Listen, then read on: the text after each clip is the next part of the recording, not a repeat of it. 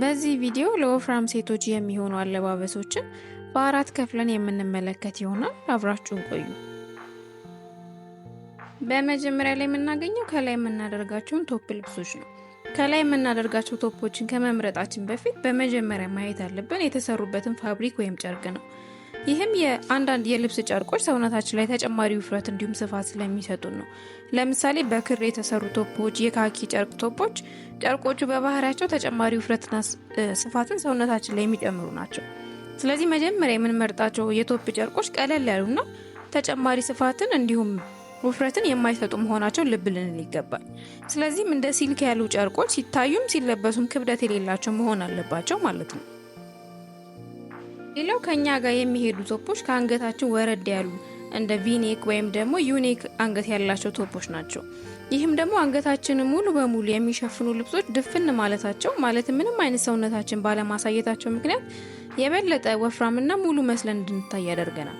በተቃራኒው ደግሞ ቪኔክ ወይም ደግሞ ዩኔክ የሆኑ የተወሰነ ወረድ ያሉ ቶፖች ደግሞ በእይታ ረዘም ያሉ አንገቶች እንዲኖረን ያደርግልናል ማለት ነው።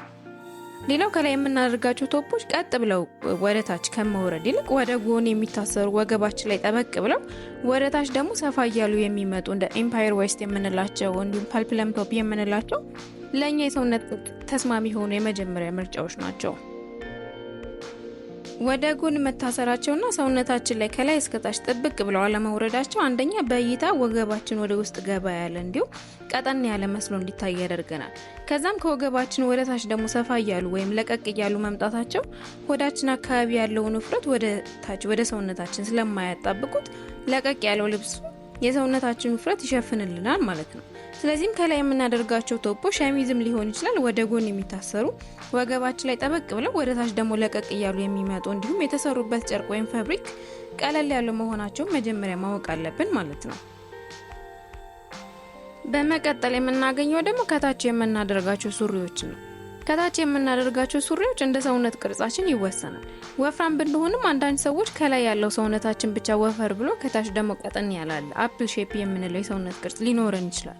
ወይም ደግሞ ሰውነታችን ከታችም ከላይ ወፈር ያለ ልንሆን እንችላለን።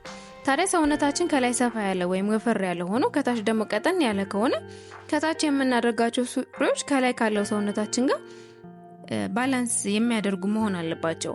ለዚህም መጀመሪያ ባላንስ ለማድረግ የምንጠቀመው ከለርን ነው። ይህም ከታች የምናደርጋቸው ሱሪዎች ከላይ ከምናደርጋቸው ልብሶች አንጻር በከለር ፈካ ያሉ ወይም ጎላ ያሉ መሆን አለባቸው። ይህም ደግሞ ደመቅ ያሉ ከለሮች በባህሪያቸው ሰውነታችን ሰፋ ብሎ እንደሚታይ ስለሚያደርጉት ነው። ሌላው ከታች ያለው ሰውነታችን ከላይ እንዳለው ሰውነታችን በተመሳሳይ ወፈር ያለ ከሆነ ከታች የምንለብሳቸው ልብሶች ላይ ከላይ ከምናደርጋቸው ልብሶች ጋር ተቀራራቢ ወይም ተመሳሳይ አይነት ከለር ያላቸውን ወይም ፈዘዝ አድርገን መልበስ እንችላለን። ሌላው የምንለብሳቸው ሱሪዎች ሃይ ዌስት የሆኑ መሆን አለባቸው። ሆዳችን አካባቢ ወፈር ያለ ልንሆን እንችላለን ወይም ደግሞ የጎን ውፍረትም ሊኖረን ይችላል። ለዚህም ከሆዳችን እንዲሁም ከጎን ውፍረታችን ከፍ ያሉ ሱሪዎች ወፈር ያለውን የሰውነታችን ክፍል ሰብሰብ አድርገው ይይዝልናል። በተቃራኒው ደግሞ ከወገባችን ወረድ ያሉ ሎው ራይዝ የሆኑ ሱሪዎች ሰውነታችን ሁለት ቦታ ስለሚከፍሉት ሙሉ ሰውነታችን ሰብሰብ አድርገው አይዙልንም። ስለዚህ የምናደርጋቸው ሱሪዎች ከወገባችን ከፍ ያሉ መሆን አለባቸው። ከወገባችን ከፍ ያሉ ሆነው ግን ነፃነት የሚሰጡ መሆን አለባቸው። ሰውነታችን ላይ የማያጣበቁና የማያጨናንቁን መሆን አለባቸው። በመቀጠል ደግሞ የምናገኘው ቀሚሶችን ነው። ቀሚስ ወፈር ያሉ ሰዎች ወይም ሞላ ያሉ ሰዎች ላይ በጣም ያምራሉ። ከኛ የሚጠበቀው ከኛ ጋር የሚሄዱ የቀሚስ ዲዛይኖችን መምረጥ ብቻ ነው። ወደ ጎን የሚታሰሩ ቀሚሶች፣ ኤላይን የምንላቸው ቀሚሶች፣ ኤምፓየር ዌስት የምንለው ቀሚሶች ለኛ ቀዳሚ የሆኑ ምርጫዎች ናቸው። በነገራችን ላይ ቅድም እንዳልኳችሁ ውፍረት ማለት የሰውነታችን አቋም እንጂ ቅርጽ አይደለም። ይህ ማለት ምንም እንኳን ወፍራም ብንሆን የተለያየ የሰውነት ቅርጽ ሊኖረን ይችላል ማለት ነው። ስለዚህ የቀሚስ ምርጫዎቻችን በውፍረታችን ብቻ ሳይሆን በሰውነት ቅርጻችንም የሚወሰን ነው። ለዚህም የምንመርጣቸው ቀሚሶች ለውፍረታችን ብቻ ሳይሆን ለሰውነት ቅርጻችን ተስማሚ መሆናቸው ልብ ልንል ይገባል። እንደ አጠቃላይ ወፍራም ከሆንን የምንለብሳቸው ቀሚሶች ቀደም ብለን ቶፕ ልብሶች ላይ እንዳየነው የተሰሩበት ጨርቆች ቀለል ያሉ መሆናቸው ማወቅ እንዲሁም ከላይ እስከታች ቀጥ ብለው ከሚወርዱ ይልቅ ወደ ጎን የሚታሰሩ ወገብ ላይ የሚታሰሩ ወደ ወገባችን አካባቢ ገባ ብለው ከዛም በኋላ ደግሞ ሰፋ እያሉ የሚመጡ እንደ ፐልፕለም ድሬስ የምንላቸው የእኛ ቀዳሚ ምርጫዎች ናቸው ማለት ነው። በመጨረሻ ላይ የምናገኘው ደግሞ ጃኬቶችን ነው። ወፈር ያለ ሰውነት ካለን ከላይ የምናደርጋቸው ጃኬቶችን ስንመርጥ መጀመሪያ ቶፕ ላይ እንዲሁም ቀሚሶች ላይ እንዳየነው መጀመሪያ ማየት ያለብን ጃኬቶቹ የተሰሩበት ጨርቅ ወይም ፋብሪክ የተሰሩበት ጨርቅ ወይም ፋብሪክ ቀለል ያሉ መሆናቸው ማየት አለብን። ሌላው የምንመርጣቸው ጃኬቶች በልካችን የሆኑ ፊትድ የሆኑ መሆን አለባቸው።